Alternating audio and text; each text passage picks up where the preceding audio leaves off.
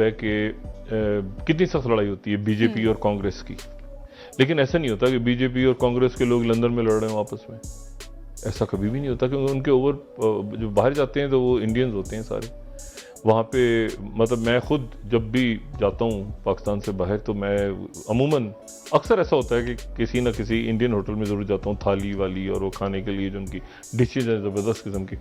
लेकिन यह है कि वहाँ पर कभी मुझे ऐसा फील नहीं होता कि ये बीजेपी और कांग्रेस और इस तरह की उनके ओवरसीज़ विंग्स नहीं हैं। तो वहाँ पर वो सिर्फ इंडिया की, तो हमारे यहाँ ये जो लड़ाई मार कुटाई बाहर की सड़कों पे, और अच्छा फिर इसकी रूट्स ऐसे निकलती हैं कि जी चूँकि हमारे पॉलिटिकल लीडर्स जब बाहर जाते हैं तो जो लोग उनको उस वक्त इंटरटेन करते हैं पाकिस्तानी, उनके डोनर्स होते हैं तमाम अक्रॉस द बोर्ड, तो उस वक्त ये होता है कि फिर वो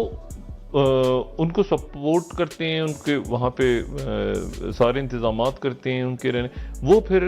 ज़ाहिर है कि एक सिस्टम बन जाता है सारा। वो फिर यहाँ पे वो पार्टी इक़्तिदार में आती है, वो फिर वहाँ चले जाते हैं, फिर वो यहाँ से इस सिलसिले को कहीं ना कहीं आज नहीं तो कल कहीं नहीं कहीं आज से 10 साल बाद 20 साल बाद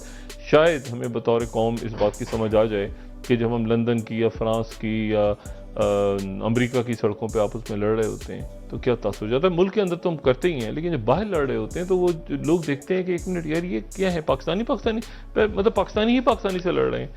और अब आप देखें ना कि मैक्रोन और ले पेन के दरमियान वहाँ पे टाई पड़ गया है, पहला मरहला ख़त्म हो गया, 10 को टाई है, यानी टाई पड़ा हुआ है। इसके मतलब ये है कि दूसरे फेज में कोई वॉक ओवर नहीं है मिल रहा मैक्रोन को, तो वहाँ सख्त कानून आ रहे हैं, वो एंटी इमिग्रेंट लॉज आ रहे हैं फ्रांस में। वो मतलब उनका है वो डोमेस्टिक इश्यूज पे बड़ा कंसंट्रेट करती हैं ले पेन जो है, तो उनका ये है कि यहाँ पे कोई भी तारकीन वतन को फ्रांस में नहीं होना चाहिए, फ्रांस के अंदर फ्रांस के लोग होने चाहिए। तो मतलब एक राइट विंग पॉलिटिकल थॉट उनकी है। तो अब ऐसे हालात के अंदर ये बाकी मुल्कों में भी ये रुझान पैदा हो रहा है कि भाई ये पाकिस्तानी यहाँ पे क्यों लड़ रहे हैं और क्यों बैठे हुए और काम धंधा नहीं करते, और ये काम धंधा करते हैं लेकिन ये कि वो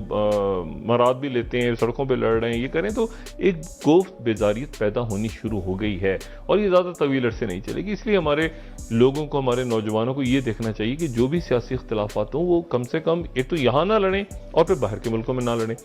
एक तो ये गुजारिश हम कर सकते हैं और अक्रॉस द बोर्ड तमाम पार्टियों से। दूसरी जो गुजारिश है वो ये है कि कोई अच्छा इमेज नहीं जाता। दूसरी गुजारिश है वो ये है कि देखें ये जो अकाउंट की तो बड़े अरसे से यहाँ पे चल रहा है सिलसिला,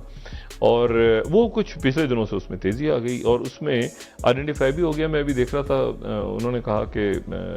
जो हसास अदारे उन्होंने, ये तो सबसे ज़बरदस्त काम होता है ना कि आप वो आवाम के सामने खड़ा कर दें फौज को ला के, ठीक है, ऐसी सिचुएशन क्रिएट हो जाए और बड़ी अच्छा मैं आपको बताऊं, ये मैं कोई यहाँ पे कोई आईएसपीआर का नुमाइंदा नहीं बैठा हुआ, मेरे बड़े फड्डे, हमारे बड़े पंगे, बड़े इख्तलाफात हुए हैं इस्टेब्लिशमेंट के पॉलिसीज़ के साथ,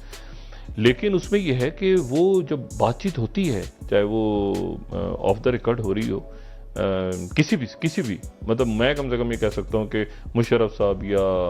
कियानी साहब या उसके बाद जनरल राहिल शरीफ या इवन बाजवा साहब के साथ, यानी वक्त ख़त्म हो जाता है, वो सवाल यानी वक्त अभी रहता है, सवाल ख़त्म हो जाते हैं, खुली टुली गुफ्तगू होती है। जब हमसे खुली टुली गुफ्तगू होती है, खुली टुली बहुत ओपन, तो फिर वो जो अपने उनके फॉर्मेशन कमांडर्स बैठते होंगे या जो अपने उनके कोर कमांडर्स बैठते होंगे, तो उनके दरमियान भी ऐसी ही गुफ्तगू होती है जो बाहर के लोगों के साथ हो जाती है। तो लेकिन उसमें इशू ये सारा बड़े सेंसिटिव सवाल हैं जो यहाँ ओपन फोरम से नहीं हम डिस्कस करते, ऑफ द रिकॉर्ड बातें होती हैं, तो वो ऑफ यहाँ पर हम डिस्कस नहीं कर सकते। ये कोई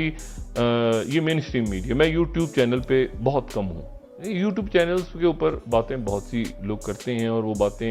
ज़ाहिर है कि उनको एक लिबर्टी हासिल है और वो करनी भी चाहिए और बड़ा इनकरेज होना चाहिए, लेकिन बाज़ दफ़ा ऐसा होता है कि वो लिमिट्स क्रॉस हो जाती हैं और वो जान के जो है वो ऐसी बातें करना शुरू कर देते हैं जिसके नतीजे में सिर्फ इसलिए कि उनके यूट्यूब चैनल इस्टेब्लिश हो जाएं और उसमें बेशुमार व्यूज़ आ जाएं, लाखों लोग देखें,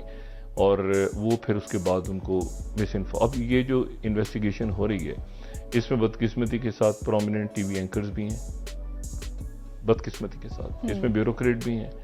इसमें यूट्यूब चैनल्स भी हैं बड़े। तो ये सारी इन्वेस्टिगेशंस कंप्लीट हो गई हैं जो हमारे पास इतलात हैं। तो कुछ दिनों में तो मैं अब सवाए इसके अफसोस का इजहार कर सकते हैं, क्योंकि मैंने आपसे कहा ना कि ये जो पिछले चंद महीनों में या चंद दिनों में हुआ है, ये हमारी रियासत का अंदरूनी मामला है और मुल्क का अंदरूनी मामला है और इसको हमने खुद ही रिजॉल्व करना है बैठ के। और खुद रिजॉल्व करना है। पॉलिसीज पे इख्तलाफ बड़ा, और फौज में कोई सख्त, मेरा तो कम से कम कोई सख्त वास्ता नहीं पड़ा आज तक फौज के साथ, और मतलब है कि बड़ी खुल के ओपिनियन हमने दिया है कि जी ऐसे नहीं ऐसे होना चाहिए, ऐसे नहीं ऐसे होना चाहिए। प्रॉब्लम ये है, और अब भी इस वक्त भी ये जो क्राइसिस पिछले चंद दिनों में हुआ है, यकीनन इसके ऊपर कोई ऑफ द रिकॉर्ड ब्रीफिंग्स होंगी, कोई बात होगी तो, लेकिन होता यह है कि वो चूंकि एक खास तरफ लोगों का जहन चला जाता है ना, जहन साजी, तो वो उसमें फिर ये होता है कि लोगों को, बाहर बैठे हुए लोगों को बहुत सी चीज़ें समझ नहीं। हेलो एवरीवन, हमारे चैनल पे आप सबका स्वागत है। अगर आपने अभी तक हमारे चैनल को सब्सक्राइब नहीं किया है, जल्दी से कर दीजिए।